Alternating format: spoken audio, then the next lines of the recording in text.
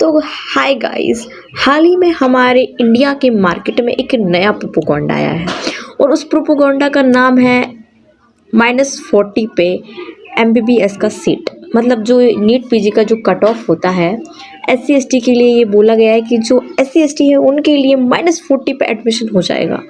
तो इस बात में कितनी सच्चाई है, आज आखिर जान ही लेते हैं कि कितनी सच्चाई है, इस प्रोपोगंडा का पीछे का आखिर सच क्या है।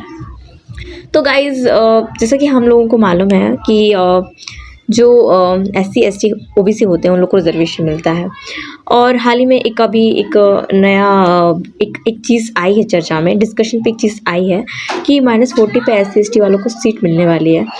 तो पहली बात तो -40 ये कट ऑफ पहली बात तो हो ही नहीं सकता है। -40 कट ऑफ नंबर से, -40 का मतलब नंबर से बिल्कुल भी नहीं है। -40 का मतलब होता है एक परसेंटाइल दिया जाता है बच्चों के लिए जब उनका एडमिशन होना पड़ता है काउंसलिंग के लिए। काउंसलिंग में जाने के लिए उनके लिए एक परसेंटाइल तय होता है, जो कि जनरल और EWS वालों के लिए 15% परसेंटाइल है और SC ST specially SC ST के लिए 14% परसेंटाइल है।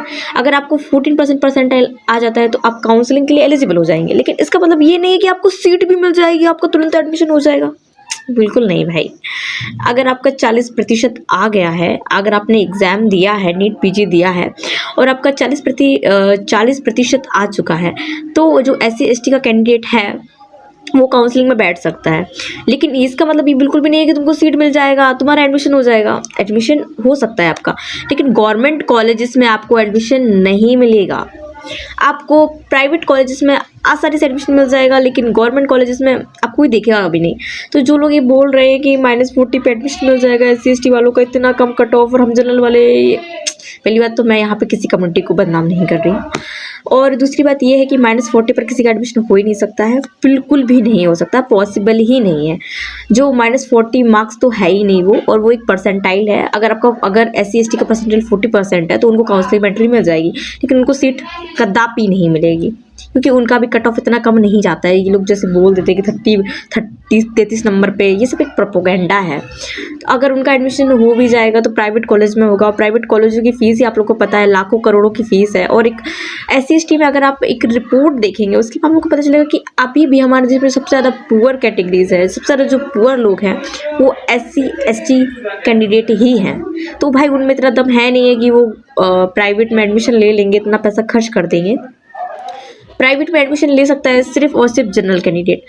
SC ST की इतनी बस की बात नहीं है कि वो प्राइवेट यूनिवर्सिटीज़ में, प्राइवेट कॉलेजेस में जाए MBBS का डिग्री करने के लिए, नीट पीजी करने के लिए। वो लोग वहाँ पे जाएंगे, इतना उनके पास पैसा है नहीं। तो ये जो कट ऑफ दिया गया है ना, ये बिल्कुल एक प्रोपोगंडा है, एक बिल्कुल झूठ है कि इस पे हो जाएगा। वैसे भी उनका मतलब हो ही नहीं सकता है उन लोग का, पहली बात तो। और अगर मतलब मैं ये नहीं कहूँगी कि वो लोग पास नहीं कर सकते, हाँ वो पास कर सकते हैं, लेकिन अगर आप लोग बोलेंगे कि 40% पे उन लोग को एडमिशन हो जाएगा तो नहीं हो सकता। हाँ, काउंसलिंग में वो बैठ जाएंगे, प्राइवेट में को मिल जाएगा, अगर उनके पास पैसा है तो वो कर भी लेंगे, लेकिन गवर्नमेंट सीट्स नहीं मिलेंगी उन लोग को इतने मार्क्स पे। ये बात आप लोग ध्यान रखें।